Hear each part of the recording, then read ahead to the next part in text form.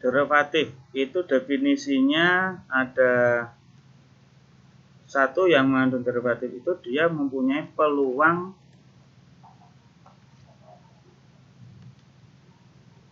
keuntungan dua arah.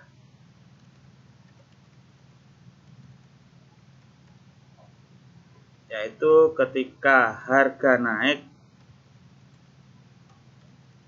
kita bisa buy dan untung.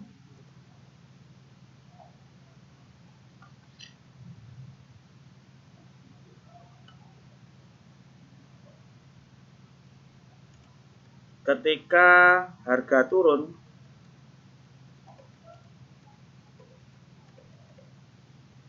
kita bisa transaksi sell untuk mendapatkan keuntungan.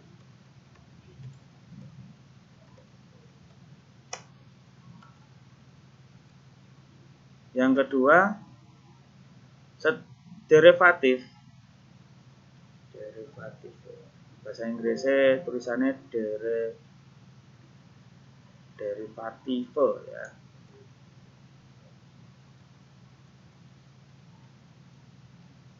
Yang kedua tuh karena adanya pemberlakuan leverage. Ini dalam bahasa Indonesianya daya ungkit ya. Nah, sekarang penjelasan tentang leverage itu sendiri. Leverage atau daya ungkit ini yang dimaksud adalah, ini saya misalkan aja ya. Misal dulu itu kalau kita mau transaksi satu lot, leverage-nya misalnya 1 banding 1 ya. Artinya dulu kalau 1 banding 1 itu aturannya satu lot itu butuh margin. Margin itu bisa dikatakan nilai kontrak atau jaminan transaksi, atau kalau di dalam istilah orang-orang belantik maklar itu DP, down payment atau uang muka ya. Ini kalau leverage-nya 1 banding 1 membutuhkan margin sebesar satu lotnya sebesar 100.000 US atau 1 miliarnya. Nah, kalau leverage-nya 1 banding 100 artinya satu lot butuh margin berapa? 100.000 US dibagi 100 sama dengan kira 1000 USD.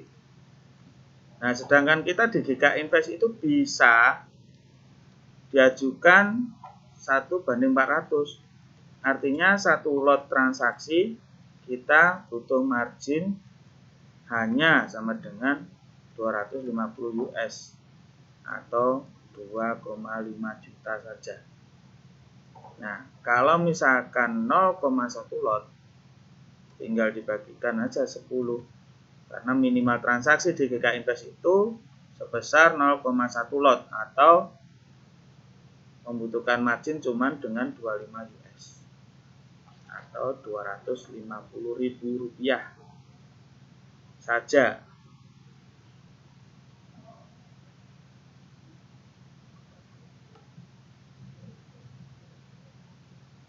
Ada yang bertanya sampai di sini?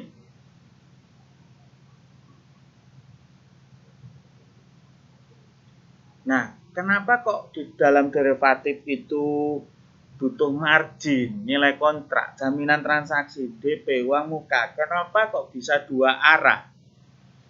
Nah, ini coba transaksi buy misalkan.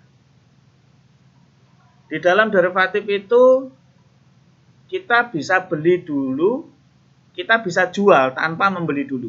Ya, saya ulangi, di dalam trading forex, trading gold, trading komoditi di dalam dunia future itu kita bisa menjual tanpa harus membeli dulu. Karena begitu kita buka akun, modal kita masukkan, deposit, itu nilai balance-nya itu bisa langsung transaksi sell maupun buy. Kok bisa seperti itu?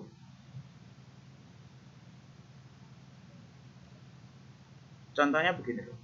Misalkan kita mau beli mobil seharga 200 juta. Kita DP. Nah, DP inilah yang dimaksud margin. 10 juta. Tanggal sekarang.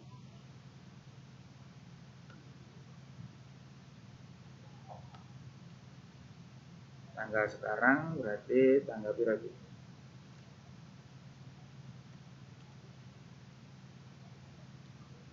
11 Januari. DP sekian. Nah, kita belum melunasi, belum bisa lunas.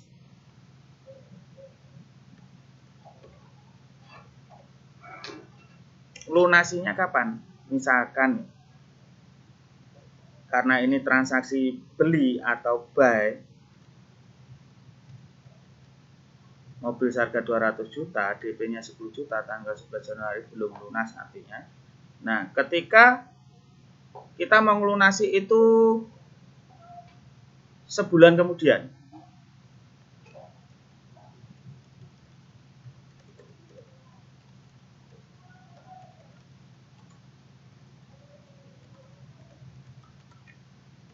tanggal 11 Februari.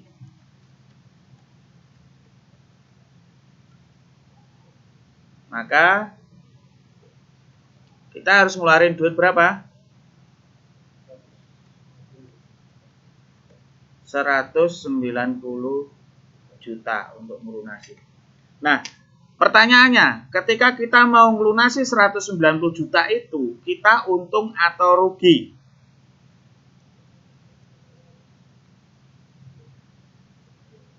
Kita lihat harga pasar.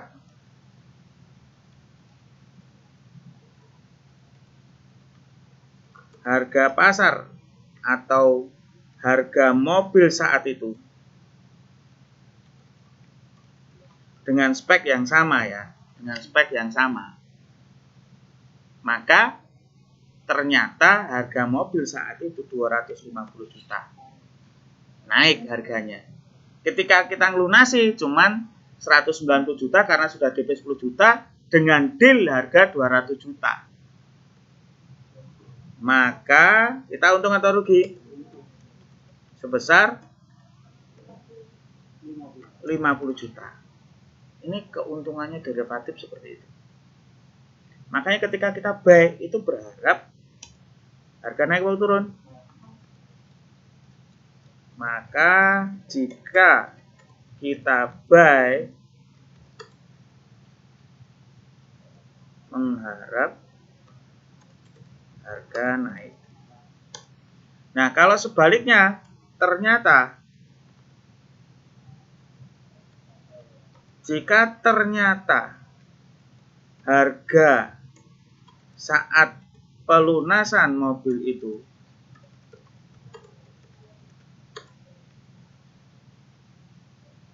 senilai 150 juta, maka kita rugi 50 juta. Miso-miso. Ya. Ngerti ngene aku gak usah DP, wis kadung DP kudu lunasi 200 juta, padahal rego saat itu 150 juta. Rugi 50 juta. Gitu.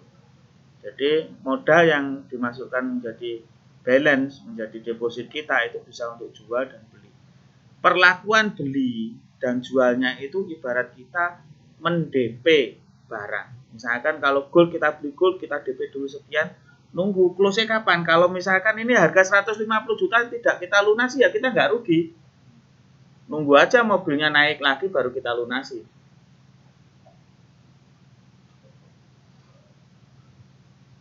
Itu arti dari bagaimana derivatif itu bekerja, adanya leverage seperti itu. Jelas?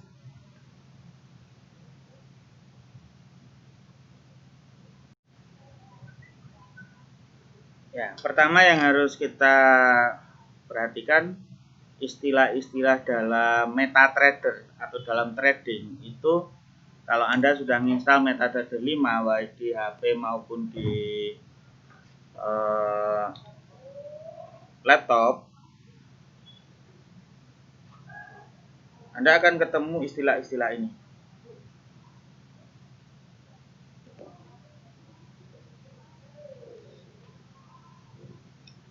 Balance itu adalah saldo. Ya, saldo itu nilai uang kita yang belum dikurangi nilai transaksi berjalan atau floating. Transaksi berjalan itu bisa dinamakan floating. Nah, floating adalah transaksi berjalan yang belum close atau buy in yang belum sell out dan sebaliknya, atau sell in belum buy out. Nah, floating itu bisa minus, bisa plus.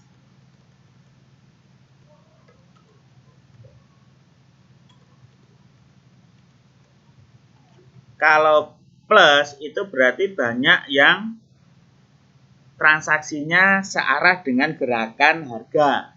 Misalkan kalau buy berarti benar naik, kalau sell benar turun. Yang seperti saya jelaskan tadi ya, floating. Jadi nilai floating bisa plus, bisa minus. Artinya balance atau saldo tadi, itu dia nggak peduli floatingnya berapa. Kalau sudah di close berarti dia baru nambah balance itu. Nah, sedangkan equity itu adalah saldo atau balance ditambahkan dengan floating. Ingat, floating itu ada minus, ada plus. Jika floatingnya minus, berarti equity akan lebih kecil nilainya dari balance. Bila floatingnya plus, maka equity akan lebih besar nilainya dari balance. Paham ya?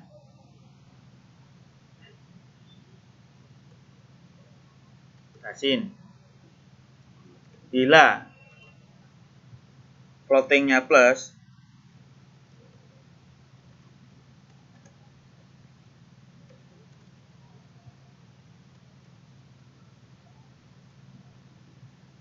maka equity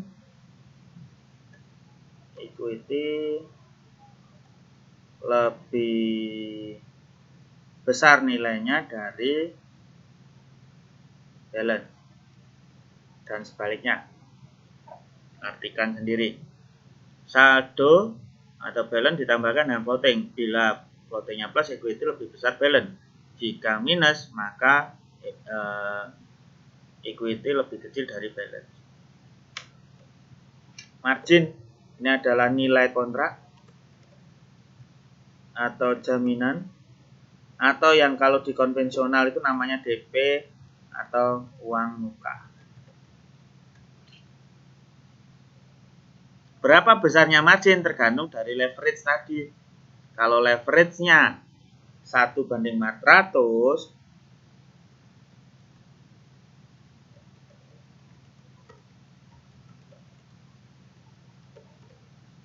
nah, seperti yang saya contohkan ya tadi, Kalau leverage 1/400, maka satu lot butuh margin 250 US. Pre-margin itu equity dikurangi margin. Kalau margin level itu equity dibagi margin kalikan 100% atau persen. Jadi langsung dalam persen.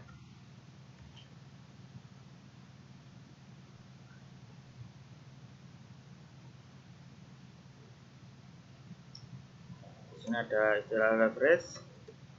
Tadi sudah saya jelaskan di awal, daya ungkit tadi ya.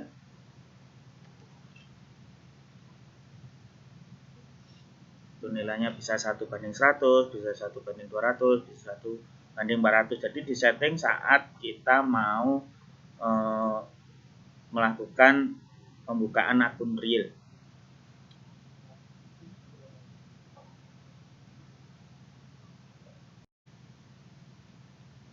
Ya. Bila margin level ini di bawah 100%, maka kita sudah tidak bisa transaksi lagi. Orang zaman dulu ngomongnya margin call. Ditelepon, nasabahnya ditelepon untuk nambah saldo, untuk nambah equity, untuk deposit lagi, untuk top up, agar bisa di atas 100% dan bisa transaksi lagi. Nah, tapi orang-orang banyak yang salah kaprah. Salah kaprahnya itu sebenarnya margin call orang-orang yang pikirkan sekarang itu sudah habis ludes duitnya. Itu sebenarnya margin call itu istilahnya. Nah, di dalam GK Invest ini punya namanya istilah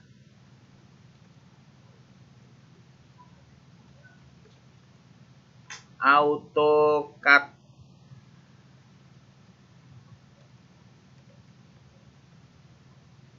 AutoCAD itu apabila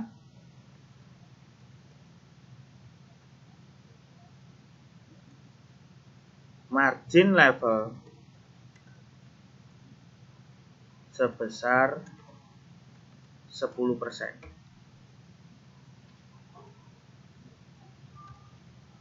Jadi sudah 100% diperingati, marginnya di call, nasabahnya ditelepon, tetap nggak ditambah sampai dengan 10%. Maka ada AutoCAD. Lot-lot yang besar akan otomatis akan diliquid, akan di close otomatis oleh sistem biar marginnya nanti di atas 100% atau bahkan sampai kadang bablas dan ludes hingga sampai bisa minus. Jadi hati-hati kalau sudah 10% dia akan close sendiri, cut sendiri dan rugi, bangkrut yang sebenarnya itu sudah di auto cut oleh sistem. Biar tidak bangkrut bagaimana? Kita harus punya setting trading plan tadi. Di mana setting trading plan itu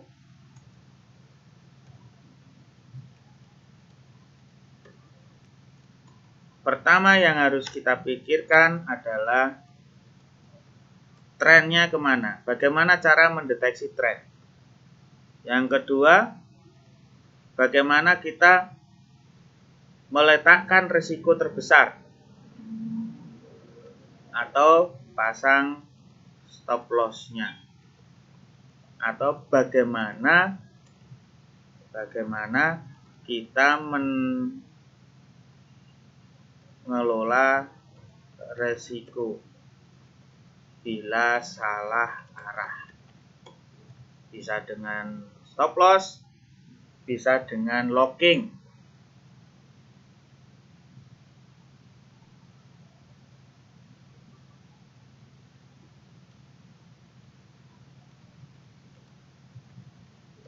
Yang ketiga adalah pasang target point, di mana kita bisa mentarget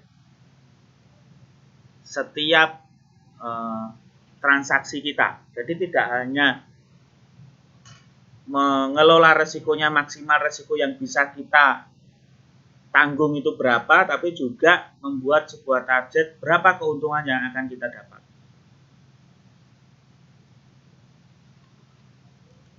Kalau lebih jauh lagi yang expert, ada namanya mengelola keuntungan.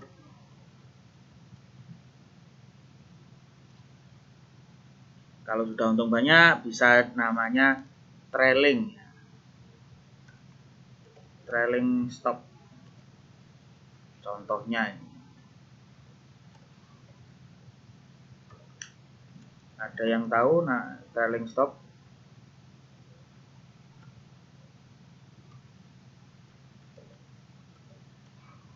Atau sistem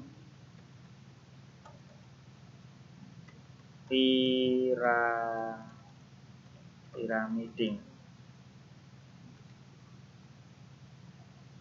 Pyramiding itu sistemnya yaitu ketika beli dan keuntungannya itu dipakai untuk beli lagi. Jadi semakin numpuk belinya makin banyak, keuntungannya makin banyak.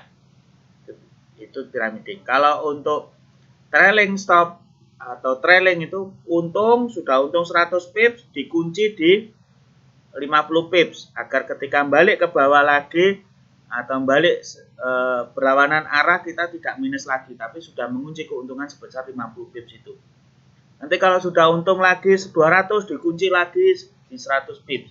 Begitu seterusnya. Sehingga kita bisa mendapatkan keuntungan tak terbatas.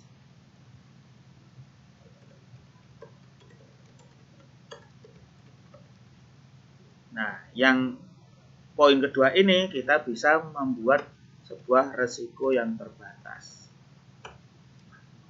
Limited risk, unlimited gain. Resiko terbatas tapi keuntungan tak terbatas.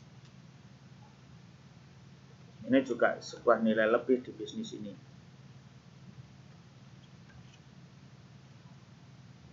Ada pertanyaan?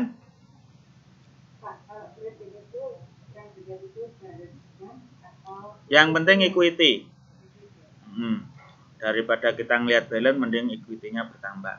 Sudut pandang kan orang berbeda-beda. Balance itu ya juga bisa ditunggu menjadi keuntungan juga. Karena balance itu adalah keuntungan atau kerugian tertunda.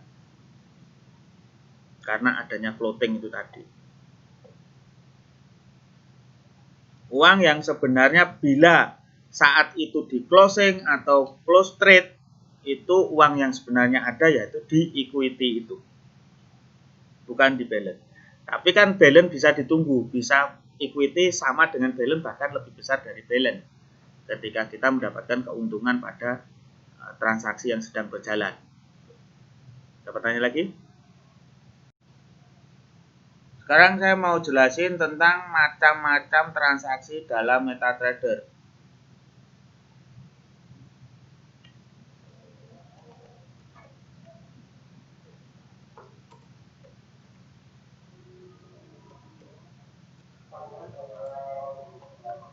MetaTrader itu adalah salah satu alat untuk kita bertransaksi atau bisa dikatakan platform ya.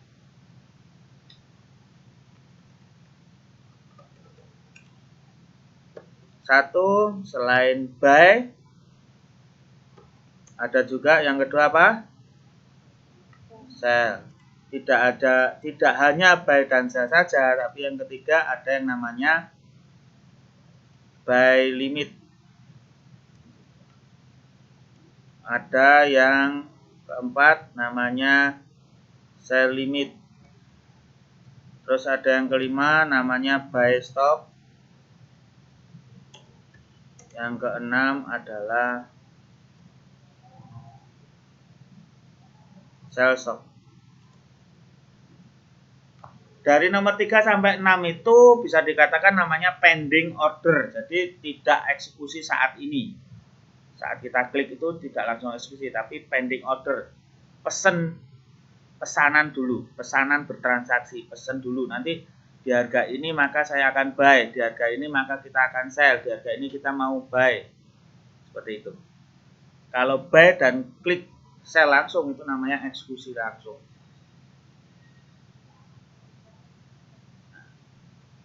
Kalau buy itu langsung eksekusi transaksi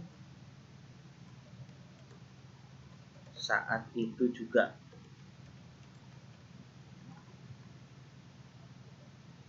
Kalau sell langsung transaksi sell saat itu juga.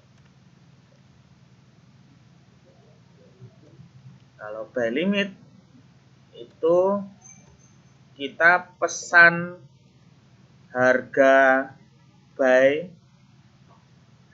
di bawah harga running. Harga running itu adalah harga saat ini.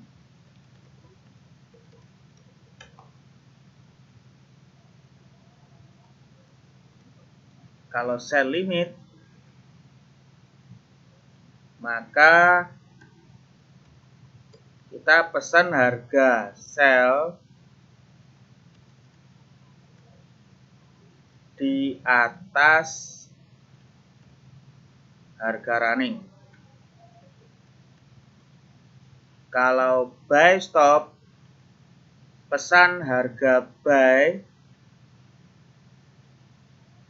di atas harga running.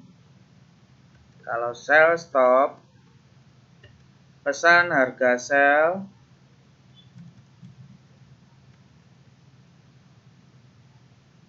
di bawah harga running. Bolak-balik ya. Nah, tak gawene garisnya.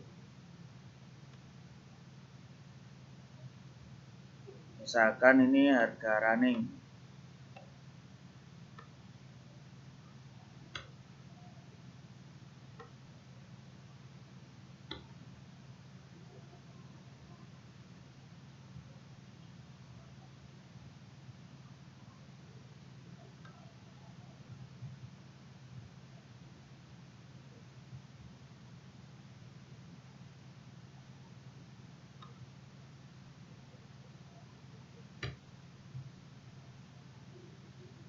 Ini sebuah grafik.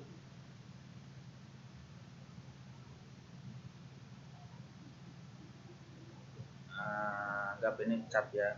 Cat. Saya mau perlihatkan di mana sih maksudnya sell stop dan itu gimana. Misalkan ini kita akan tetapkan di sini harga running terjadi ya. Misalkan harga running terjadi di sini.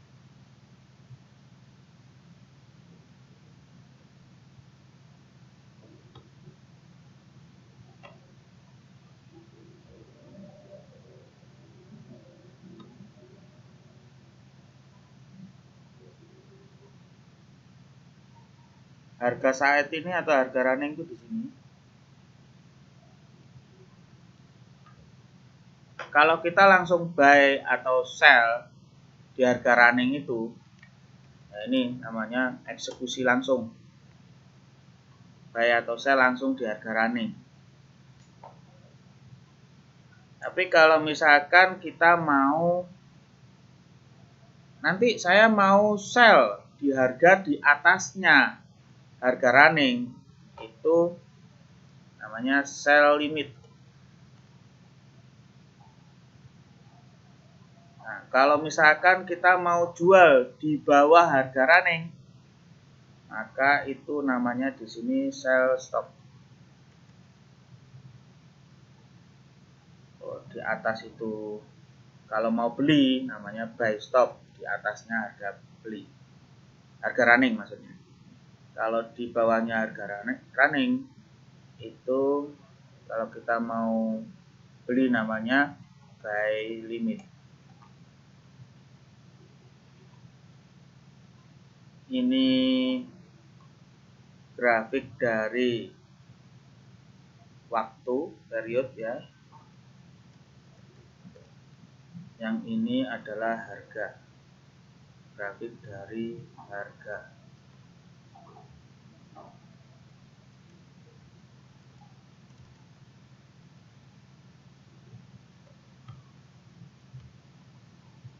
Ya, jelas ya? Ada yang tanyakan?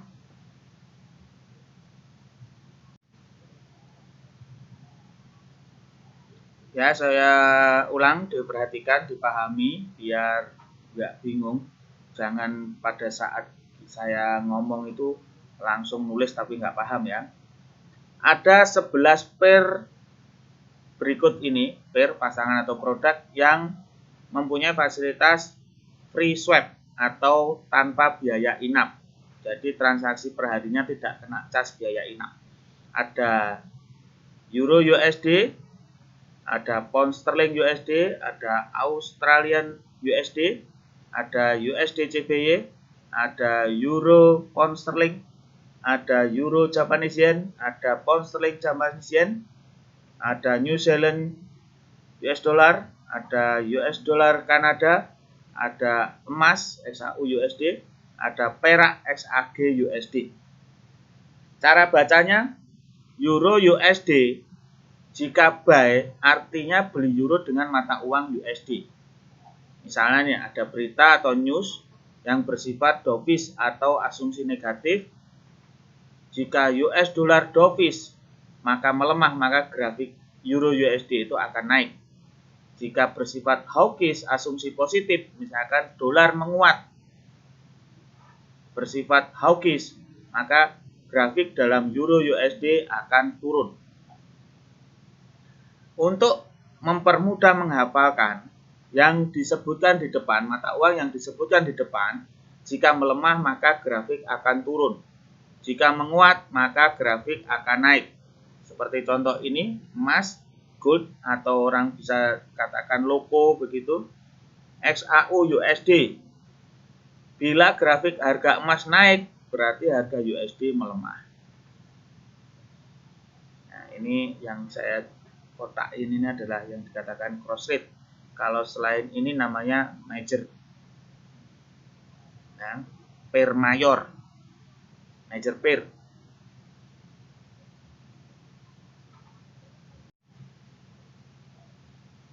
Untuk bisa mendapatkan keuntungan optimal, kita harus bisa menganalisa pergerakan market.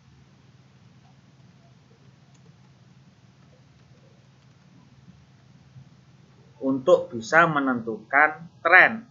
Tren itu kecenderungan. Ya, tadi saya sebutkan bahwa trading plan atau kita merencanakan sebuah trading, pertama kali kita harus bisa menentukan tren. Cara menentukan tren yaitu dengan menganalisa pergerakan market. Itu ada beberapa cara, salah satunya yang paling sering kita pakai adalah dengan analisa teknikal. Yang kedua adalah analisa fundamental. Analisa teknikal itu artinya menganalisa pergerakan market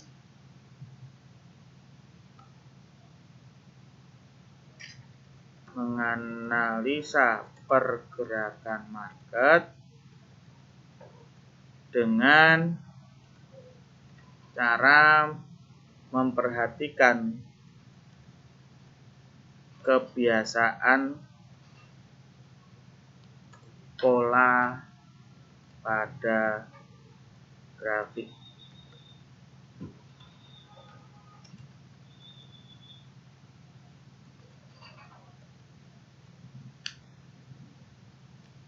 Analisis teknikal bisa dibagi dengan yang namanya naked trading ya.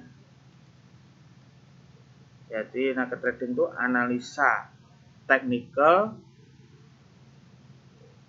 tanpa indikator.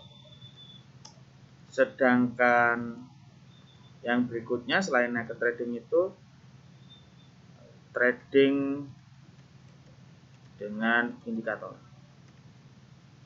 Indikator itu apa? Indikator adalah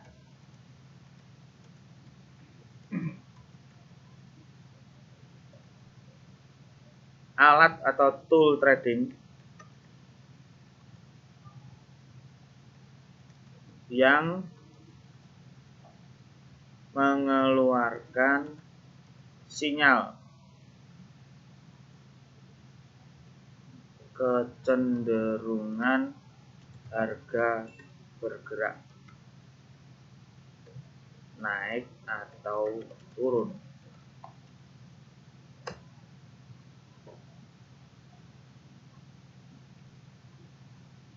Indikator tuh banyak yang seperti diomongkan Ibu tadi adalah salah satunya parabolic SAR, ada MA moving average ya, ada RSI relative strength index, ada stokastik, ada lagi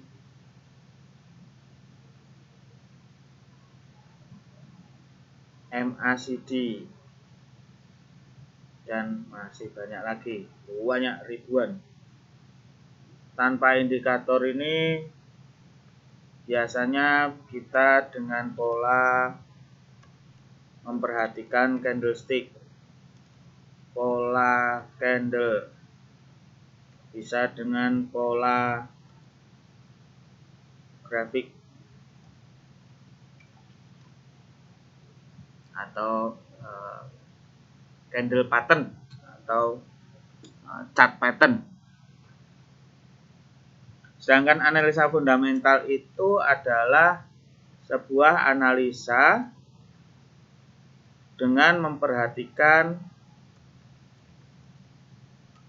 berita atau news ya, atau rilis data. Biasanya ini memperhatikan kalender ekonomi.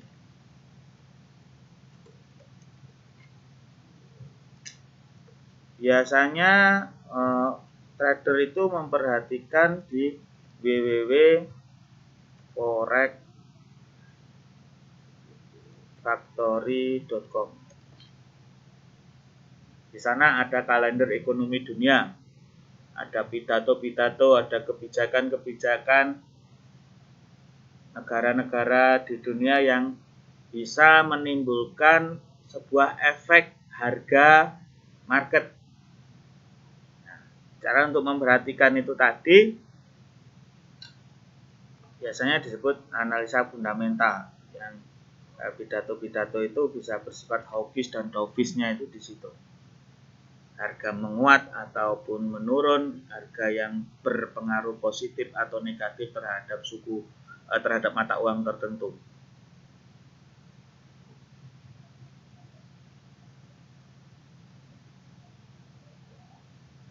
Ya. Untuk cara baca candlestick. Candlestick itu ada dua, candlestick bullish sama bearish ya.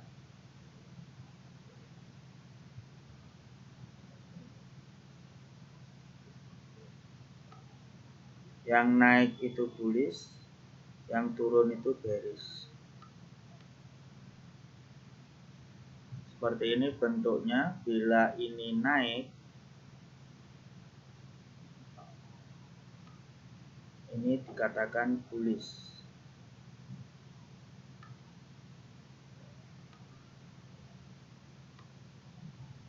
Warnanya bisa diubah-ubah kalau di dalam grafik beneran.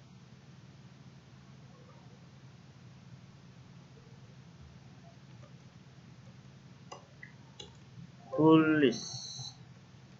Bull itu banteng ya. Kalau nyerang itu dari bawah ke atas, makanya naik. Yang sebaliknya nanti namanya bearish. Kalau turun itu namanya bearish.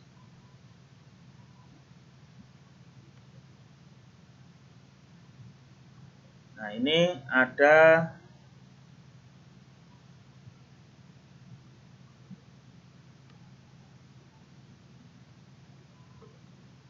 semua candle memuat hal-hal tentang di mana titik open harga, di mana titik close-nya harga, dan di mana titik terendahnya. High, low, close, open.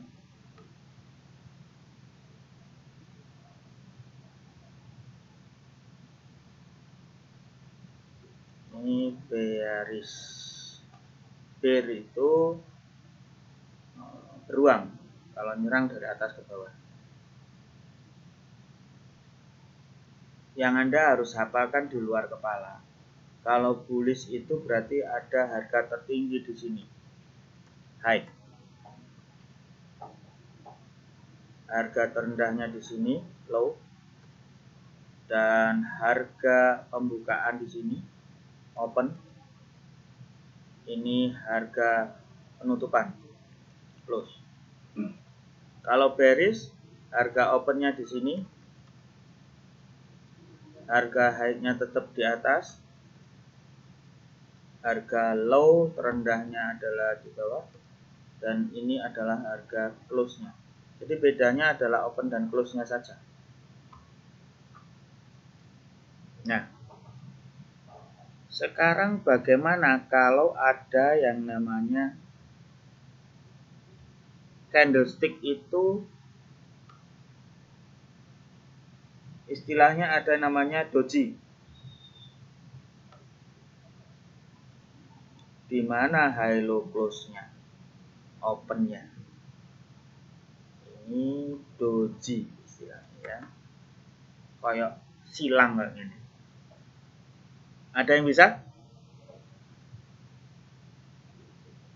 Kalau bentuk seperti ini berarti di sini adalah harga open dan close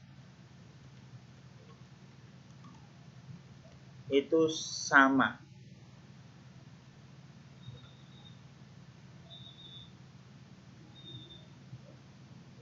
Di sini harga tertinggi, baik.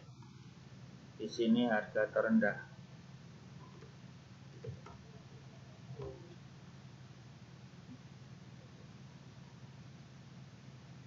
Terus mungkin ada juga yang berbentuk seperti ini.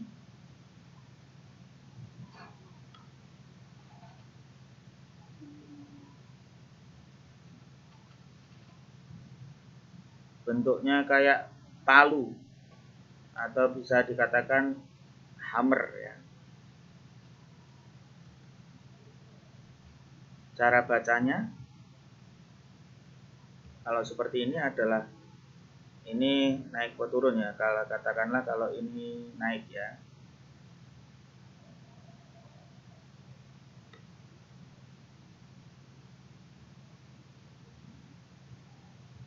Kalau ini naik berarti opennya di sini. Ini close dan high-nya sama. Harga high dan close sama.